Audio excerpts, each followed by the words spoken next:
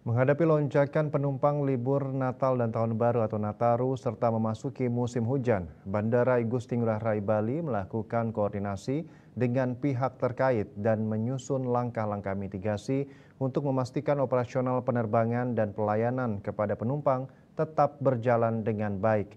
Hal ini juga untuk memastikan seluruh instansi di bandara dapat menjalankan prosedur operasional saat terjadi gangguan cuaca.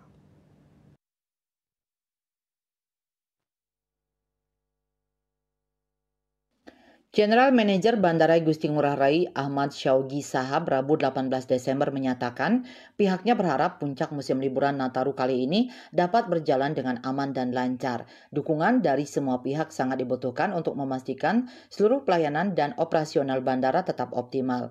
Pihaknya juga terus berupaya memastikan seluruh infrastruktur dan fasilitas di Bandara Igusti Ngurah Rai dalam kondisi baik seperti tingkat kekesatan runway, skid resisten, alat bantu visual keselamatan penerbangan, serta sistem kelistrikan.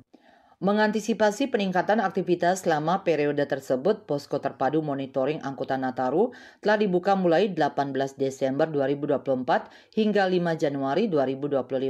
Posko ini beroperasi 24 jam di area terminal kedatangan domestik. Selama periode Nataru, Bandara Igusti Ngurah Rai diprediksi akan melayani hingga 1,3 juta penumpang yang merupakan peningkatan 10% dibandingkan periode yang sama tahun sebelumnya. Trafik pergerakan pesawat juga diperkirakan meningkat hampir 4% mencapai total 7.800 pergerakan. Selama Posko Nataru diperkirakan bandara melayani hingga 70.000 penumpang per hari, meningkat 8% dibanding rata-rata harian tahun ini. Trafik pesawat juga diproyeksikan mencapai 413 pergerakan per hari, naik 7% dari rata-rata harian sebelumnya. Puncak arus penumpang diprediksi terjadi pada 20 Desember 2024 dengan jumlah pergerakan pesawat mencapai 489 penerbangan dan 83.635 penumpang. Untuk arus pasca Natal, puncaknya diproyeksikan pada 26 Desember dengan 452 penerbangan dan 81.000 penumpang. Sementara itu, puncak libur tahun baru diperkirakan terjadi pada 29 Desember dengan 503 penerbangan dan 80.766 penumpang.